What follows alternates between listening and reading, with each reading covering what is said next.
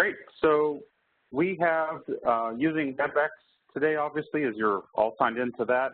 If you have any questions, there is a section at the top or over to your right where you can ask questions or send a Q&A or send me a private message. Use either one of those, and through the end of the session, I will go through those Q&A questions, pending time permitting, and answer as much as I can.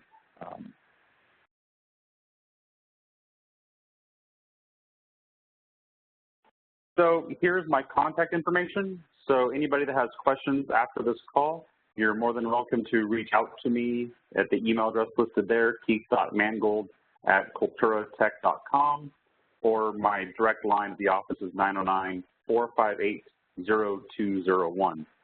Please feel free to reach out to me at any time if you have any questions, and we'll make sure that you're getting the most out of Aeros Vision for what you need. Today we're covering creating queries. The couple of the items we're going to cover today is creating a new query, how to add, rename, sort, remove columns, how to add filter criteria or conditions, setting some miscellaneous query options. We're going to cover how to actually run the query, just running it directly through Aeros Vision, and they're using the conditions and parameters we set. And then we'll also show you how to publish that query directly into the Aeros ERP menu structure that it integrates with Aeros ERP. For those that were on the call last week, or 2 weeks ago actually, the sessions are going to be using the Aeros ERP database is what our base training I'm going to do everything off of. Aeros Vision can connect to our Aeros Live application, it can connect to any other database system out there. So if you have another database you need Aeros Vision to connect to, please reach out to me and I can help you get that configured. For the purpose of the session today and the rest of the remaining sessions, it's all going to be based upon the Aeros ERP database.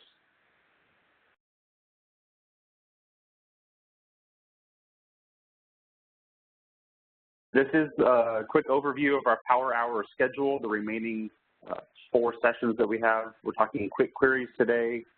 We'll be covering reports on Friday, November 6th. The November 20th is creating dashboards. December 4th is Groovy Grids. We'll touch a little bit about what the grid functionality is today. I'm not going to cover it too much, knowing that we have some of the intermediate functionality we're going to cover on December 4th. And then on December 18th, we'll be showing you the web version of Aeros Vision that is being released here shortly. So we're ready to jump on in and get into Aeros Vision now.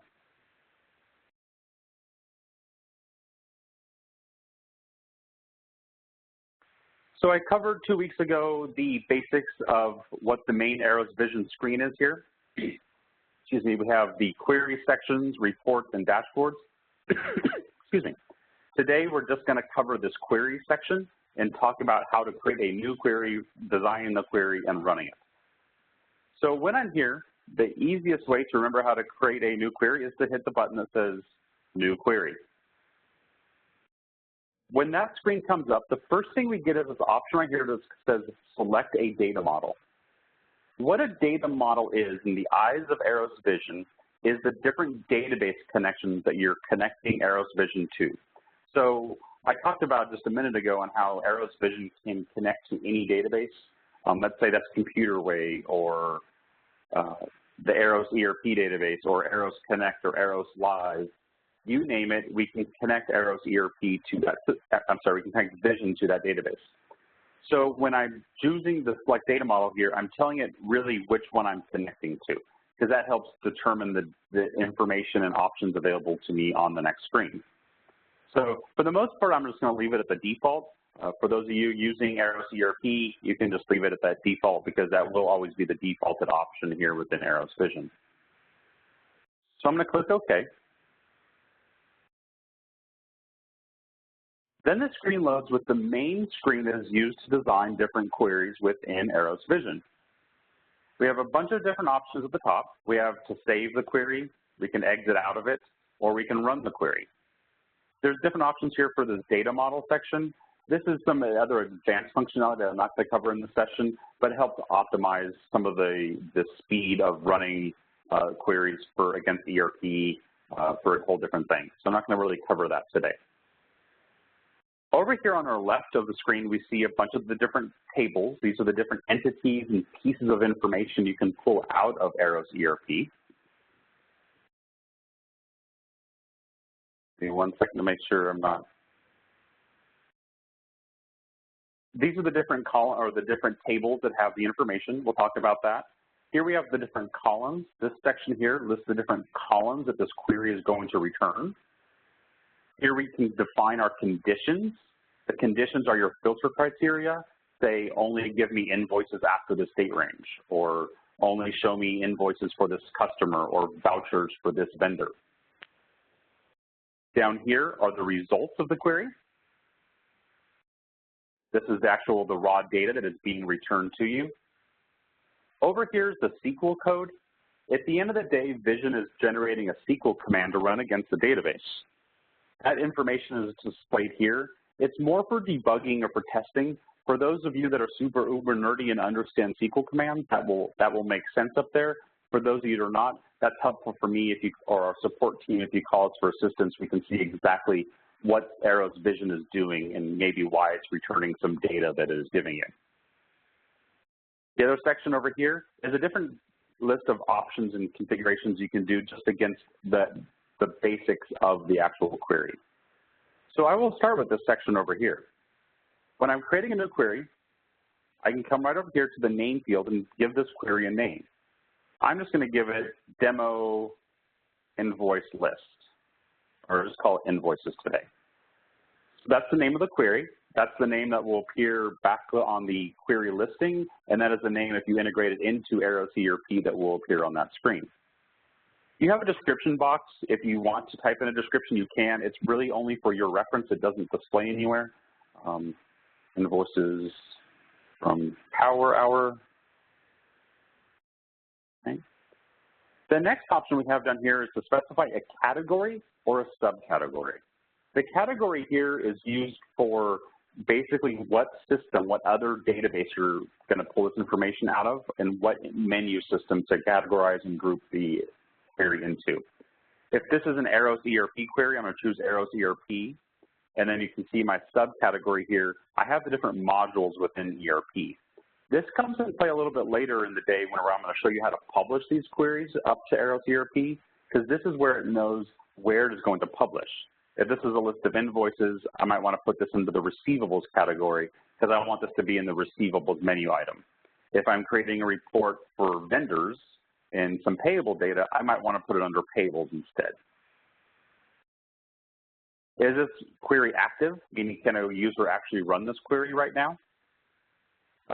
Don't worry about the delete option. We don't ever really delete anything from the database. Standard Cultura process there. We always leave all history in the database. Actually, this needs to go away. I will talk about some of these options here, the rest of these as we go through. So the key fields that we have here is your name and your category and subcategory. That's kind of the basis when you're creating a new query. You want to give it those three fields so that you can actually start the rest of the process. So now coming over here to our entities. Our entities section over here, entities also could be your listing of tables or the different pieces of data that you want to pull from to write this query. As I said, we're going to write a query today that's going to get a list of invoices, and we're going to do a couple different things against that list of invoices. So when you're writing a query, if you're in the Aeros ERP application, as you're looking through different screens, if you're looking for invoices, if you're looking for orders, if you're looking for bank accounts, if you're looking for accounting periods, you need to first understand what it is you're needing. So if I know I want invoices, I can come to this list over here and I can scroll down to where I find where it talks about invoices. So we have a couple different tables that just talk about invoices here. We have invoices, then we have comments that go with the invoices. We have details of those invoices. We have lines and miscellaneous charges, which is a different thing. If you're doing invoices, you always want to use invoice details. And then we have invoice update log, which is just a log of when you do the invoice registration process for those familiar with Aeros ERP. So starting with the invoices table, I can hit the little plus sign right next to it here, and now I can see all the different columns or all the different fields available to me in the invoices table. I have the customer's PO number, I have the type of invoice, I have registration numbers, I have the date that it was created, I have all kinds of different columns available to me that we store in the invoices table and all the different properties and elements that with it. So let's say I want to start out and say I want to get a list of my invoices. I want to start out and say give me an invoice number. I want to see my invoice number. I want to see the date of the invoice. And I want to see the total invoice amount. And I want to see the balance amount too, to see if that invoice has been paid or not. So I can hit this little checkbox right here next to as many of these different fields that I want. After I've selected my columns, I'm going to come right down here, and if I just hover over this little icon down here, it says Add Columns. So if we look right here, this column section is blank right now. So I'm going to click right here and hit the Add Columns button. Now we see those 4 options that I checked right here are now listed over here on the columns listing. So if I come right up here now and hit the Run Query button, I can see I have a list right here of 9,258 invoices in the system. So here's my column headings. I see that's the invoice number. I see that's the invoice date. I can see this is the invoice amount and the invoice balance amount. So there's all my different columns that I have to me. Now, if I realize I also want to get the due date of the invoice, I can come right back over here. I'm just going to hit the checkbox next to due date, and I can hit the Add Columns button again. Now, we see right here, it has now added the due date field to the screen. I can leave them checked, and it's only going to add each column once. Even though the total invoice amount and balance amount and the invoice date and the invoice number have already been listed on the columns over here, it's not going to add them over and over again. You can only display each column once, because there really is no use of displaying a column twice on a query grid here. So I added my invoice due date. I can hit the Run Query button, and boom, it updates and shows me now my due date column here. So a couple more things we can do. If we look at the headings here, we see it says invoices, invoice number, invoice date, invoices, total invoice amount. These column headings up here at times can get very descriptive and it can be very long. If I can hit this Best Fit button right over here, and it makes it fit as much as possible on your screen size. Those who use bigger screen size, it'll take up more space. It'll try to do its best to fit the content and the headings all into the screen so you don't have to scroll left or right and see what that information is. If I don't need the word invoices at the beginning of these and I just want it to say dates or invoice number, I can come right up here and I can click on this text right here that says invoices, invoice number, or invoices, invoice date. So I'm going to come over here. Let's start with the invoices, total invoice balance amount. I'm going to click on balance amount, and I'm just going to hit the backspace key to clear it out and type in balance and hit enter. Now, when I run if we see right now, it still says balance amount. I'm going to hit the Run Query button, and now you see it now has changed to balance. So I can do that for all of my fields if I want to. I'm going to click on invoice due date, change this to due date, change this one just to amount. I'll set this one to invoice date, and this one to invoice number. Run query, and now we see all my column headings are much cleaner and much easier for me to use. So I can save the query, and I've very easily wrote that query. So if I hit the exit button here, I now see my query that I wrote, demo-invoices, is right back here over on my query listing. If I want to run it, I can come right here, click the Run button, and boom, there's my data that I have. I'm going to close out of that. So I'm going to close this, and I'm going to hit that little pencil button right here that allows me to edit and revise this query. So I'm going to hit edit. I hit edit, and now it comes back up on the screen, my query with my saved options up here and my different configurations over to our right. So I have my invoice information up here. When I run it, great, that shows me my invoices. But now I want to see a little bit of information. What customer was that invoice for? If I come over here to the invoices table, I see some information up here.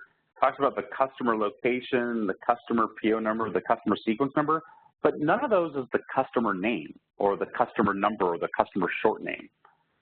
So we store that information in other places in the system. So I'm going to collapse this by hitting a little minus sign, and I'm going to come up here to the customers table. I'm going to hit the plus sign next to customers, and now I see a bunch of the different pieces of information about the customers I have in the system. I can see the customer number. I want that one. I'm going to hit the checkbox next to that. And I'm going to scroll down and find it.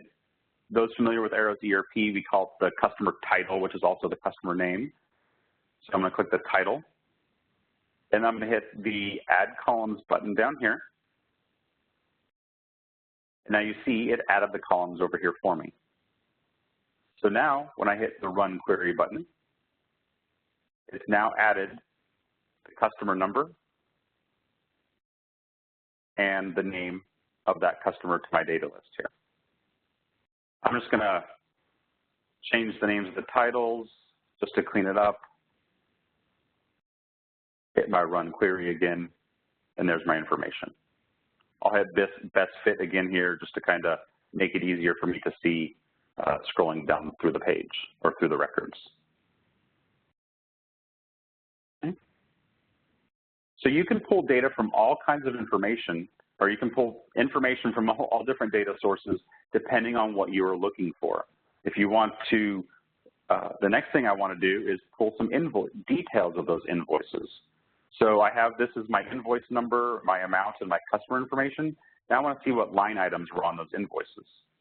So I can come back down over here to my invoices again, and I'm going to expand invoice details, and I have all the detail columns available to me here. I have the item description, the item code, the quantity and the pack and the price and the extended amount. I have all those fields available to me here. So I can click the item code. I want the description. I want the extended price, which is going to be the total price. Those familiar with ERP, it's going to be the pack times the price information. What was the quantity? I'll hit Add Columns. It displays those columns up here. I'm just going to change the name of these.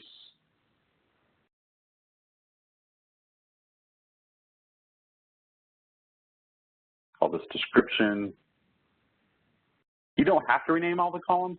I like to when I'm designing queries just because it makes it easier for me in the long run when the data is cleaner and shorter and smaller.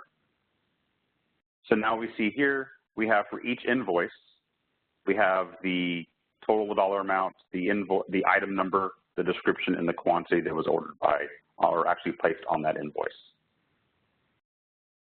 We do see over here, we now look, now that we added the details of the invoice header information is now duplicated because we now see the item number, this invoice number, 61196, is listed multiple times here because it had these 5 different lines on its invoice.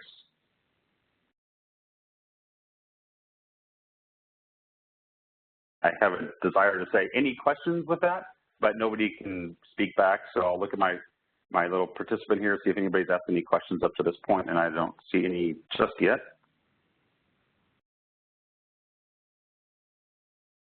So that's the basic of getting different columns and getting different pieces of data. Now, another piece of information, and I'm going to point this out just because I was working with somebody yesterday on a query, is you'll see a bunch of pieces of information on the invoices that, for example, this accounting period sequence number. This accounting period sequence number, if I get this column here and add it, you'll see these sequence number columns commonly throughout the ERP system. It's how we connect different pieces of data to each other. I'm doing this accounting period sequence number, and I see this code over here. That's not the accounting period. That's not what you're familiar with as seeing as the accounting period.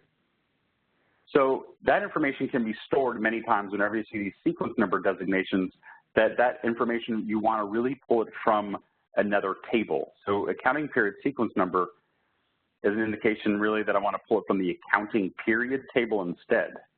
So I'm going to hit the plus sign here to accounting periods, and I have some period numbers here. There's period number formatted and there's period number, just depends on how you want to see it. I'm going to hit the little checkbox next to period number formatted, hit add columns, hit run query again. Now if I scroll to my right, I now see there's my accounting period number that invoice is in. Now I have this invoice accounting period sequence number column here that I no longer want. So what I can do to get rid of columns I don't want is I can hit this little, click this little gray button right here to the left of the line. Click this, and I see I have a few options here. So I'm going to choose the option here that says delete column. So I'm going to delete that column. I'll hit run query again. And now if I scroll over to my right, I no longer see that sequence number code that I realized was an incorrect period or an incorrect column. So any pieces of data I want to get rid of, I can click the button, hit the delete column, and get rid of it. I'll change this over back to period number there for me so it's a little bit cleaner.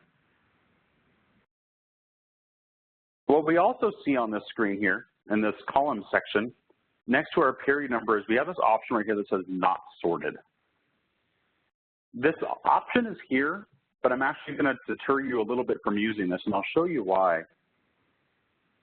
If I have this option right here to do click on not sorted. And when I click on that, I can choose to sort the data ascending or descending. So in a not sorted fashion, we can see if I look over here in this accounting period number column,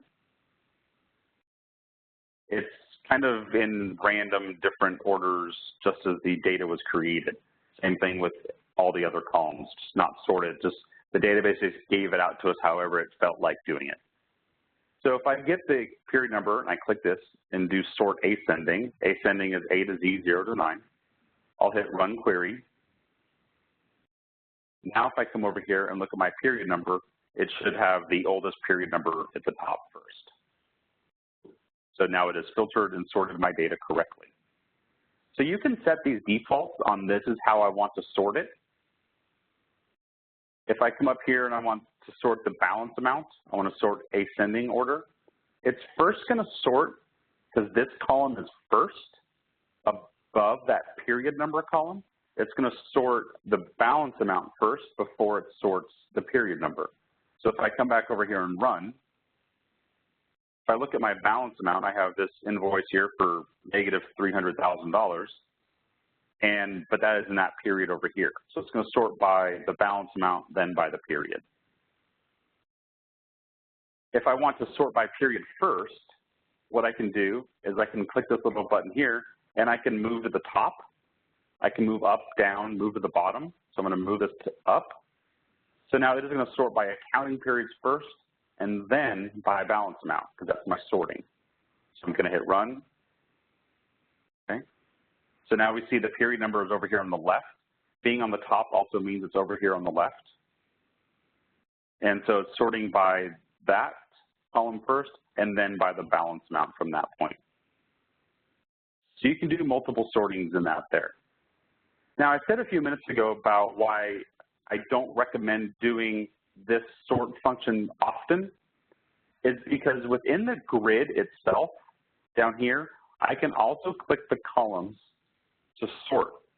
So if I want to sort by period number, sort by balance, sort by due date, I can click those different columns to sort the data individually once it's come back at me. So I can click, for example, the period number, and I see it has this little indicator right here that's saying, hey, it's sorting by that column. That gives me a better visual as to why if I use this option up here, I don't get that little visual. You can do the same sorting configurations. So I'm sorting by period number. I'm going to hold down the control key on my keyboard and then hit the shift key and hit the amount column. And now we see you have that little arrow right there next to the period number, and we have it by the amount number to tell you that it's sorting by period and by amount. And I can hold down the shift key and sort by the due date also, whatever field that I want to use. This grid formatting down here, or your sorting here, always overrides the sorting that you did here. So being that that is the override, I usually prefer to tell people to use the sorting of the grid columns by clicking on your headings instead before using the options up here. The other thing that you can do is, let's say we're sorting by period number, but I want the period number all the way over to the right. Remember how I had to have the period number, if I wanted that sorted first, it has to be the leftmost column? Within our grids down here, I can click the period number column. I'm just going to hold my mouse button down, and I'm going to drag it. And you can see I have those little arrows going right between the customer number and name. So kind of like using Excel, how you can get a column and drag it. I'm going to get this period number. I'm going to drag it over here and drop it and let go. So now I'm still sorting. I can sort by the period number, but it isn't my leftmost column. So I can say, you know, I want my customer number first, then I want the name of my customer, then I want my invoice number, my date, the amount, the balance, the due date, my period, I want the item number, the description, and how many did they order. So you can have fun all day long organizing your columns and arranging them whatever order they want. Once I have my results down here in the format and the display that I want to, I can save this layout. So every time I open it up, that customer number is first. So it's different than this up here, but I want my customer number first. So to save that layout of this grid, I'm going to hit the new button. And I'm just going to call it Keith's favorite and hit OK. Now it's created this grid, and I'm going to hit the Save button. So if I exit out of this query, go home, have a glass of wine, come back to work the next day, I want to run that report, I hit the Run button, and here's my data. Now, this was saved. Don't tell me I didn't save the other options. Epic demo fail, sorry guys. I did not save my configurations for the customer information. Really, that was stupid. So I'm going to come back up here. I'm going to get my customers. I'm going to do this right over again. I did this on purpose to show you it one more time. Customer number,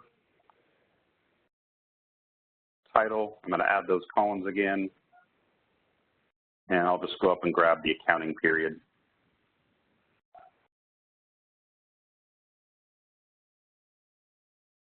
Change my columns, customer number, title, period number. I'm going to run it. Now I'm going to save that. So if I come back over here to Keith's favorite, there's my columns that I have now available to me. I did get rid of a couple of those with the extended details and whatnot, but that's okay. So there's my layout. That's how I like to see it. So I'm going to save this. So now, if I go ahead and run this again, when I open up the screen, I see all of my columns. Remember how I saved it with the customer number on the left first? When I load this up, it left this grid view layout blank because it's not the default, or the default is just nothing and using the system designed layout. But I can pull this option down right here, and I see my Keith's favorite, and now you see my screen updates, and that's in the layout that I like to see it. So if we create a query for Bob, and Bob runs the query, and he likes to see customer number first, but Susie needs to run the same query but likes to see the period number first, you can create all kinds of different layouts over here. And I'll create a new one, for example, and I'll call it Susie's favorite. Click OK. And now I want the period number first. And Susie doesn't care about the invoice or the due date. So I'm going to click on this due date column. I'm going to hold my mouse down, I'm going to drag it up here and let go, and that got rid of that column. So now I'm going to save that and go from there. If I close out, Susie comes in and runs it. She can come in here, run the query. She comes down here and picks Susie's favorite, and now we see that due date column is gone, and it's the period number is there first. So you can save those different layouts and switch between them very easily. There's a bunch more functions and features within this grid that we'll be covering in a couple weeks in the Groovy grids and all the different options that you might have seen me do in the session 2 weeks ago, where you can do colors and formatting and grouping and sorting and more advanced functionalities in this. I'm not going to cover that today, but we'll be covering that in a few weeks. So I'm going to close back out of this, and I'm going to go back into design mode for my data or for my query.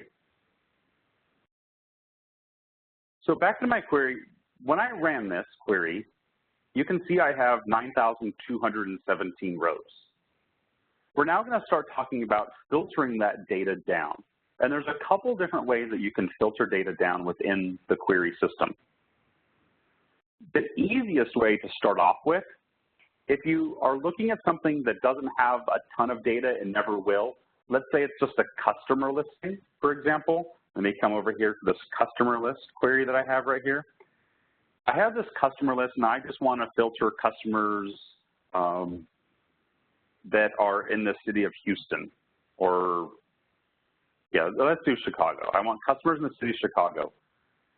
This customer list has 26 records, so it's easy to do here.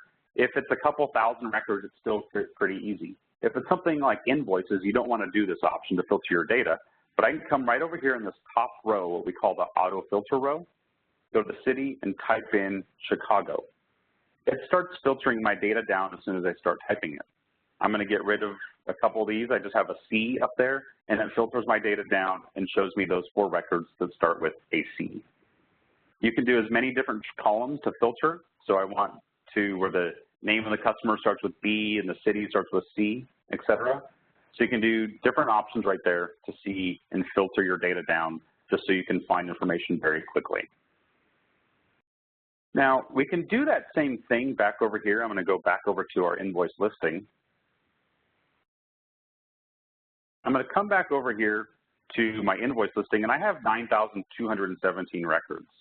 So if I only want to run it or filter down and find invoices by Cisco, I can come right here, type the title, and choose Cisco.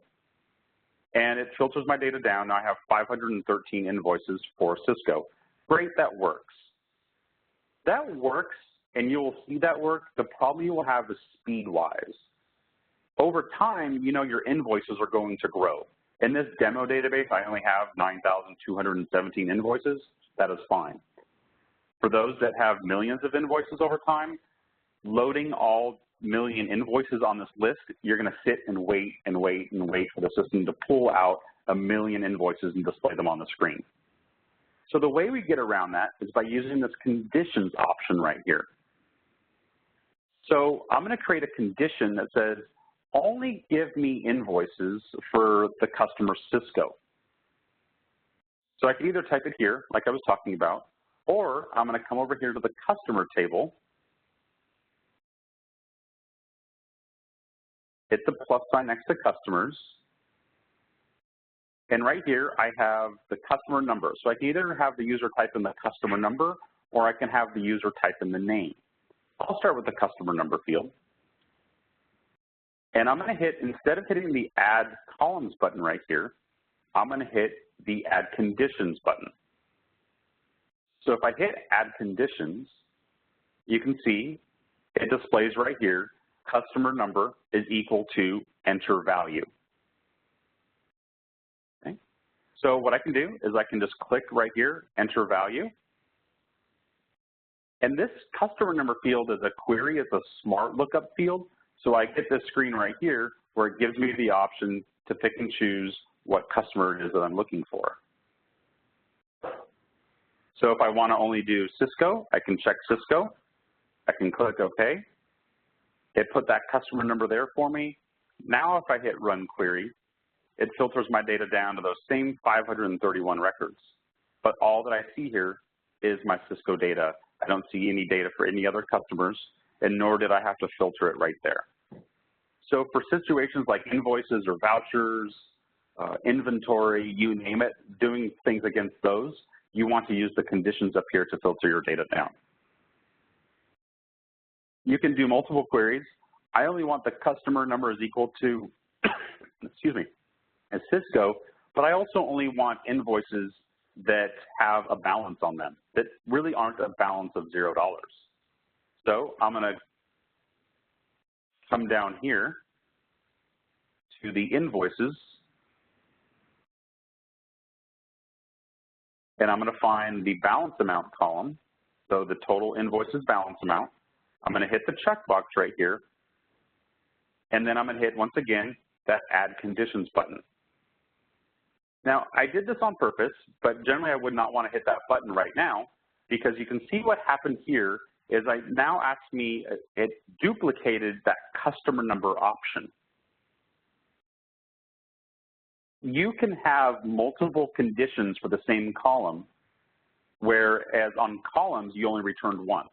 So if you remember when I did it over here and I add columns, I could hit that Add Columns button a million times. It would never add that column again. Under conditions, you can have multiple conditions. So because you could say this customer is equal to this, or it's equal to this customer. So you can do multiple configurations with that. So that's why the system allows you to create multiple conditions. Now, I don't want that one. So what I can do is I can hit this little number 2 condition button next to it. If I click that, I can hit delete this row and it gets rid of it. So when I am adding new conditions over here, what I generally want to do is hit this double X button right here. I either have the double check or the double X. If I hit the double check, it's going to check everything, which very rarely you want every column and every field returned. So I can hit this double X button and it unchecks everything. So I'm going to go back to where I was a minute ago and delete this balance amount column here. So now I'm going to come here to this invoice balance amount, because nothing else is checked. Then I'm going to hit the Add Conditions button. And now it just added that balance amount field in addition to that customer number that I already had there. So now that I have my invoice balance amount filter condition, I can come right over here and type in a value. Now, this says the invoice balance amount is equal to enter a value. Well, I want invoices that don't have a balance.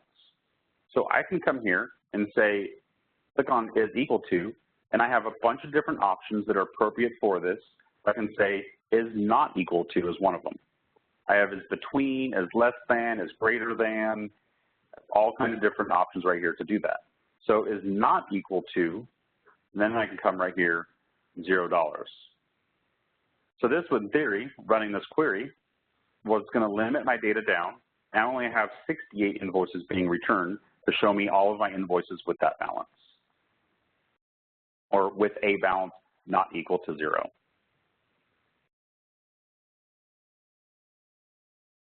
If I want to get all of my invoices for that customer where the invoice balance amount is not equal to 0 and it is after a specific date, I can keep adding my filter conditions up here.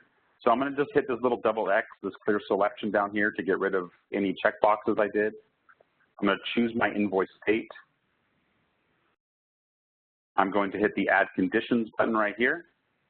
And now you can see it added that condition for invoice date is equal to 10/23. If I click on that date field, I get a little calendar, so I can pick and choose.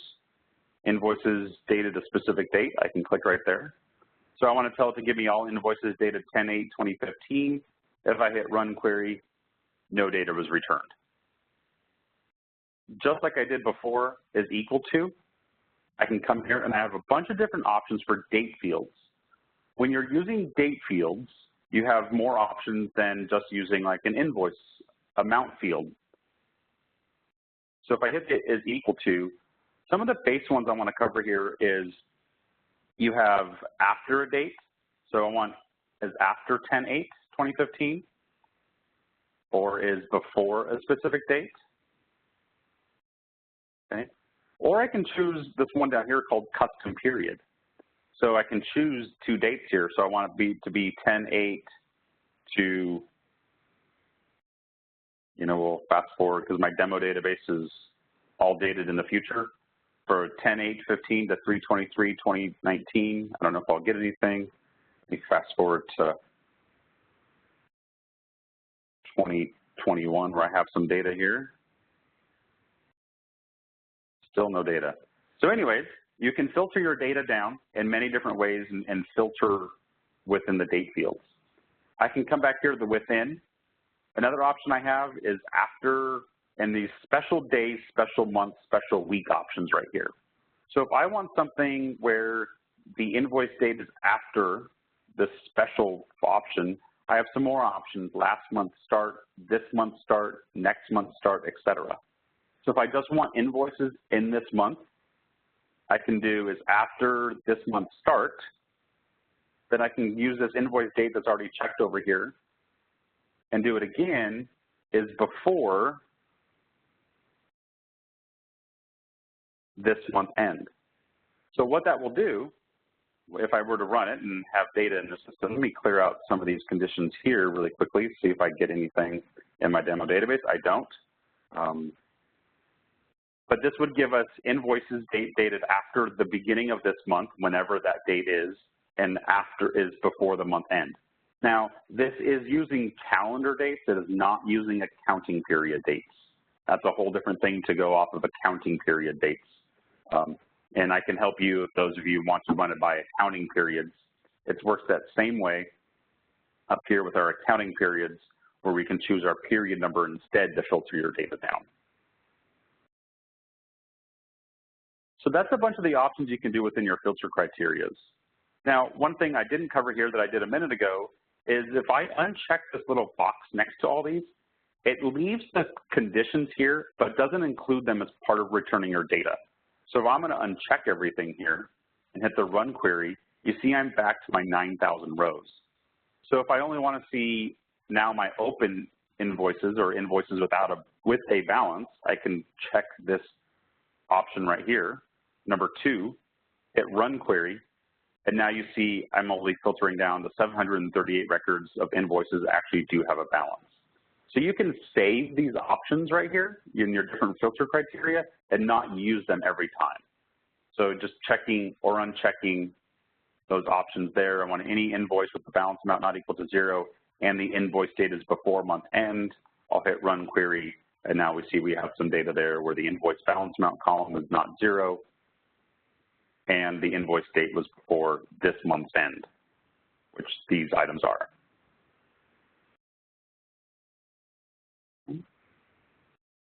So that's a bunch of the options you can do there. There are additional things where you can hit this little all button right here, and you can create groups, or you can tell it that we want where any of these apply, where I want ones where the balance amount is equal to 0 or the customer number is equal to that customer number. So you're going to see I'm going to get a little bit of different data here because I said by doing any, if the record meets this criteria where the customer number is equal to that number, I'm going to get Cisco, or the balance amount is not equal to 0. So that is now showing me here that I'm getting Cisco where the balance is equal to 0 because I did any of those conditions apply. And that one did apply to this specific record. So you can do a bunch of different options with this where none of these apply, where all of them apply. You have to think about it as an and or an or. You want this or this as opposed to this and this. And that's what the difference between the any, all, not all, or none are. If I don't want any one of these conditions, I can hit the checkbox next to it again, and I can hit like the number 4 here. I can click this, and I can hit this option here to delete this row, and that gets rid of that permanently. I say permanently, but you can come back over here and re-add it. You probably do see these options here that says add new condition or add new column. They're there for you to use if you want to. I prefer using this checkbox list over here. If I come over here and hit add new condition, when I do this, it does this big old listing right here that pops up, and to scroll down is kind of a little bit of a pain, and you have to sit here and scroll down forever. It's much easier to come over here to your invoice listing or your table listing over here on the left and find your options there. So I'm going to run query, see where I'm at. I have my 68 rows. I defaulted it to running for a specific customer where my balance amount is not equal to 0. So I'm going to save my query. I'm going to hit the exit button. I go home, have my glass of wine again. I come back up the next day. I want to run that report. If I hit the run button, you can see here that it knows that I had conditions. I don't know if you recall when I ran this the first time, it just showed me that data right away. Now that I've added conditions to this query, when I hit the run button, it asks me to prompt and asks me for the values of how do I want to run it. So if I want to run it for a customer number is equal to that again, I can leave it alone and just hit OK. And it's only giving me those records. I'm going to close out. I'm back in my parameter screen. If I want to run it for a different customer, I can click right on that customer number right there and say I want to run it for, instead of Houston, I want to run it for, or Cisco, I want to run it for Shamrock Foods. Click OK. I'll click OK again to run it, and now I'm only getting Shamrock Foods. Now, if I want to run it for multiple customers, this right here says is equal to 11,700. That means you're only specifying one value. It's equal to that customer. Let's say I want to pick and choose multiple customers. So I can click the is equal to, and I have an option down here that says is in list. So I can come here, do is in list. Now if I click enter value, I get the same screen, but I can now check I want Cisco, I want Shamrock, and I want Performance Food Group. So I'm going to click OK. And now we see it's listing here. I want these 3 customer numbers. I click the OK button. And now if we look at my data here, I can see there's Cisco, there's Performance, there's Shamrock, et cetera. I can click my column headings up here if I want to sort by it.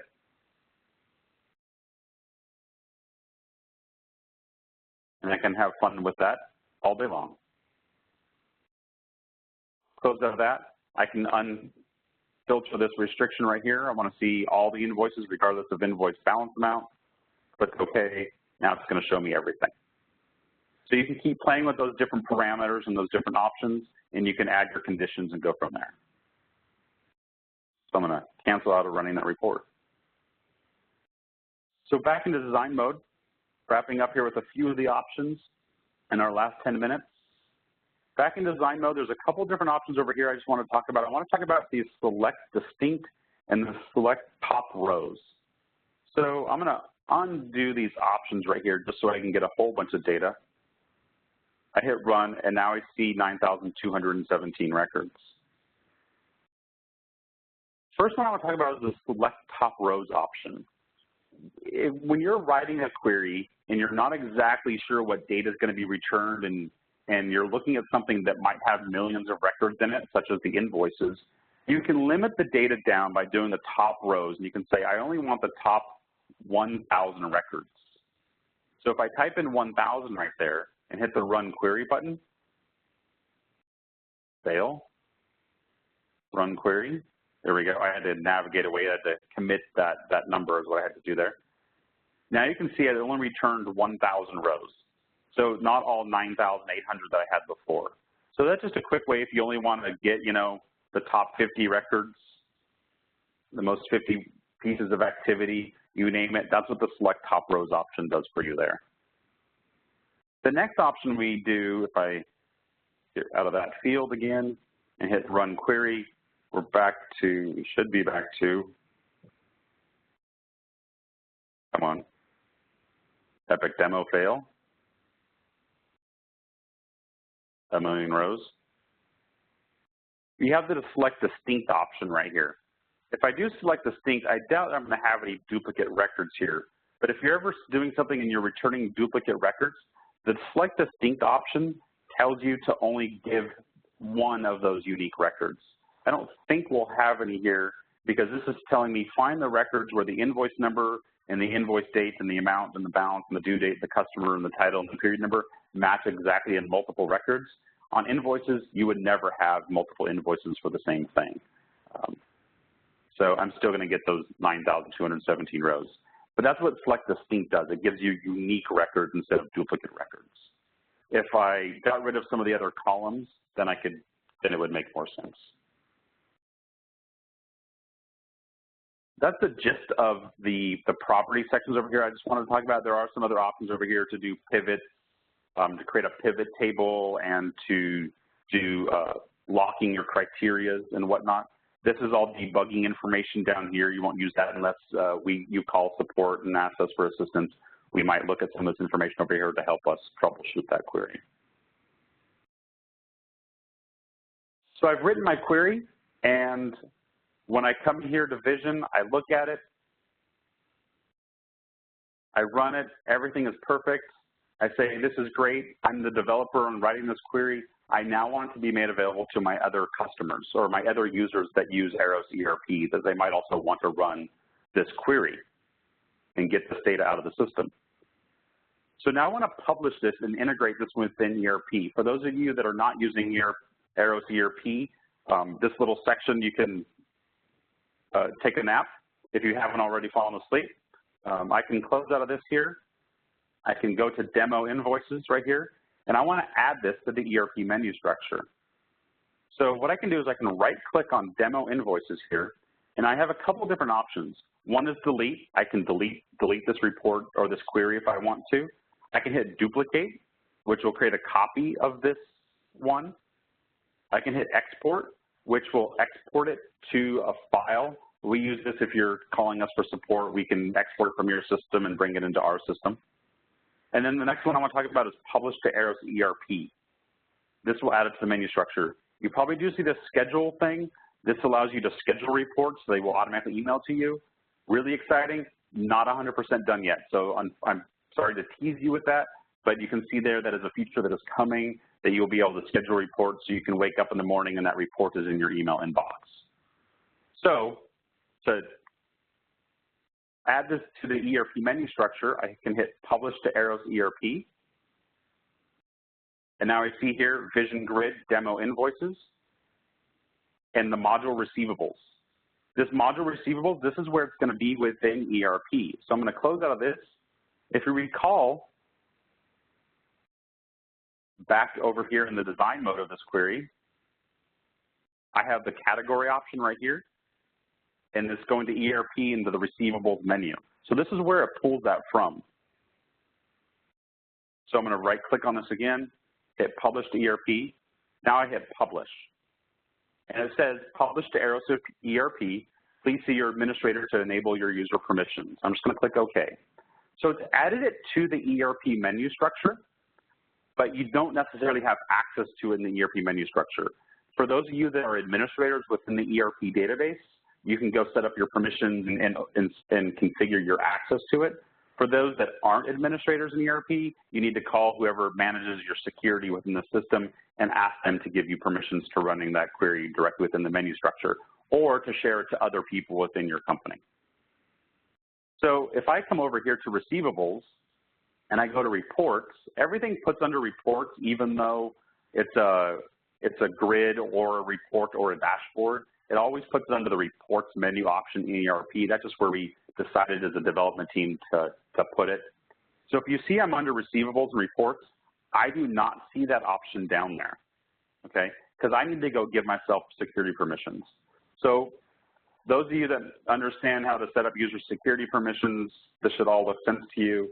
If you need help on adding security permissions, please contact me offline. I'm not going to spend 5 hours going over this. So I'm going to go over here to receivables.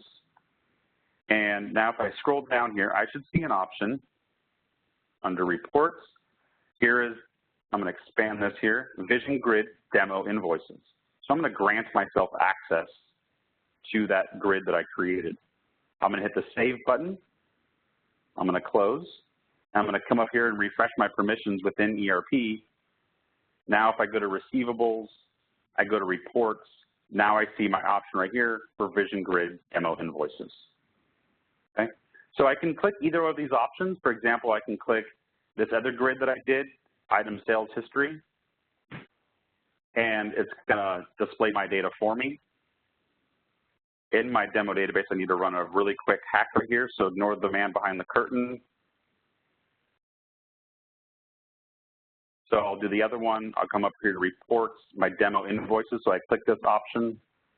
I knew that was going to fail. Guess I was a little too. In my demo environment, in your environment, you shouldn't have this issue. So there we go, demo invoices. When I pull this up, we see that condition screen. Remember that filter where I set these options? That comes up here on the screen for me. I can choose any of these options if I want to filter it down, and instead of Cisco, I want to do U.S. food service again. Click OK, and now there's my data. So that's what the publish function. It allows you to integrate it directly into the menu structure so that you don't actually have to open up Vision and come here and run it if you don't want to. And then it gives you the security. You can say, hey, only specific users can run that specific query or report or dashboard. I'll cover that same thing again when we do reports. We have the same option, publish to Aeros ERP there also for those ones. So if you're doing either publishing a query and your data there as opposed to a report, you can do that. So that is the training of creating queries that I have for today.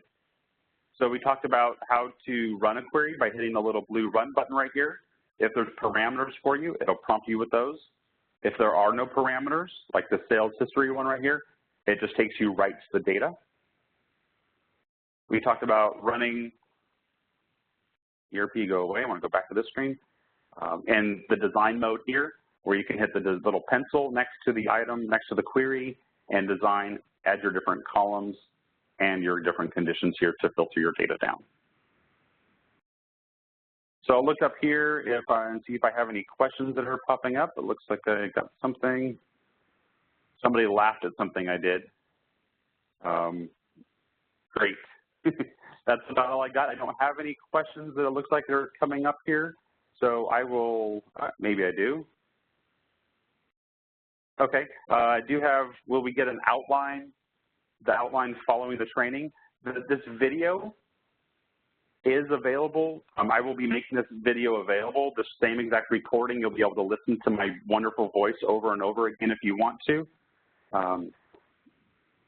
I will be sending that link out to everybody later this afternoon once the video is converted and made available. It is on YouTube. So if your company doesn't allow you to stream YouTube videos at work and watch cat videos, then you'll be a little bit stuck and have to watch it at home or talk to your IT administrator. But it is a YouTube video that I'll publish out there. I had another user ask, can you move columns around? I think I showed how to do that, but I will review that really quickly. So I'm going to go into the design mode. I'm going to run my query here. I have these different columns. So one way to move them around is I'm just going to left click on the heading. And I'm going to hold my mouse button down and move it to wherever I'd like to see it. So I want the customer number over there instead. So that's one way to move your columns around. Okay. There was another question on how to delete conditions, and then they said never mind. So just as a reminder, to easily delete a condition, I can hit the number 3 option right here. You have to make it active. If I try to do it, hit the number 3, it won't let me. I'm just going to activate it, then I can click here and delete this row, which is delete this condition, and it gets rid of that condition. Okay. See if I have any other questions that are popping up here.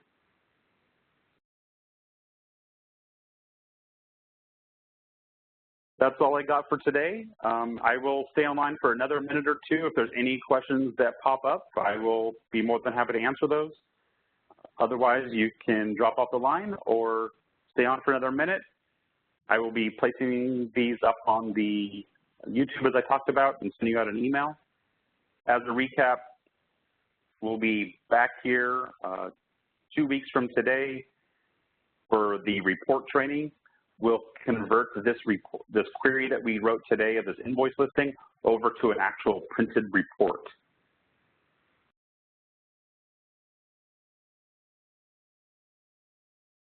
So thank you, everybody, for your time, and have a great rest of your day.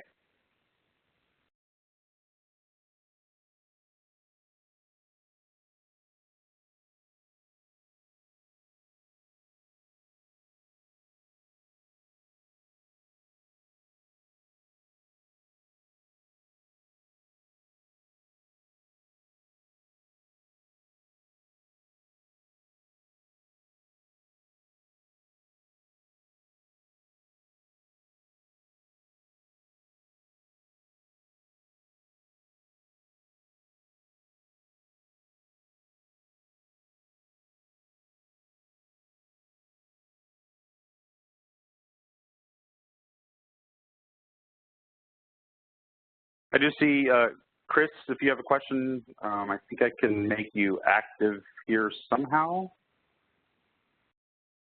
to speak. I don't know exactly where I can do that. Or if you just want to type your question there. Okay. Chris said we'll share his screen. So that's all I got for today. Everybody have a great day.